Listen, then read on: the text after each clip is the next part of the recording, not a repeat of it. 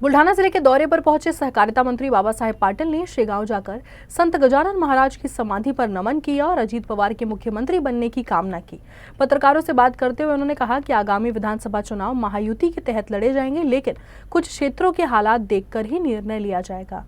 बुल्ढाना दौरे के दौरान राज्य के सहकारिता मंत्री बाबा साहेब पाटिल ने शेगांव स्थित श्री संत गजानन महाराज की समाधि पर जाकर दर्शन किया और अजीत पवार के मुख्यमंत्री बनने की मनोकामना की। मीडिया से बातचीत में उन्होंने कहा कि महायुति के तहत आगामी चुनाव लड़ा जाएगा, परंतु कुछ स्थानों की परिस्थिति देखकर निर्णय लेना पड़ेगा।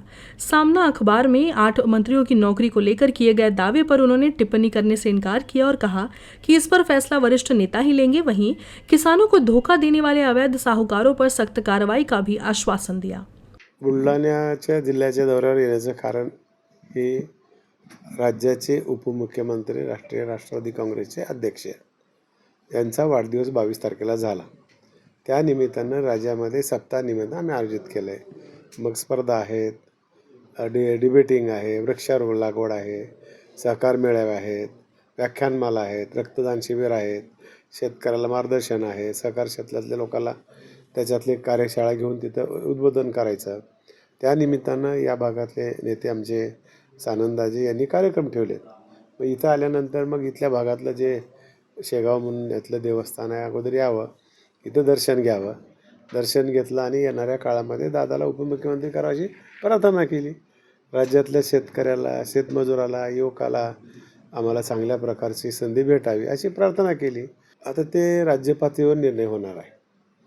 असं आमचं ठरतं की अगोदर मिळूनच लढवायचं। समजा काही ठिकाणी जर तसं काही अडचण झाली तर मग काही ठिकाणी लढवावी लागेल, पण आमचं धोरण असं ठरलं की मिळून करायचं। राज्यामध्ये जसं महायुतीचं सरकार आणलं तसं पुन्हा एकदा ह्या संस्था सगळ्या आपल्या ताब्यात आल्या पाहिजेत। त्या निमित्तानं आम्ही महायुतीच्या माध्यमातून निवडणुका लढणार।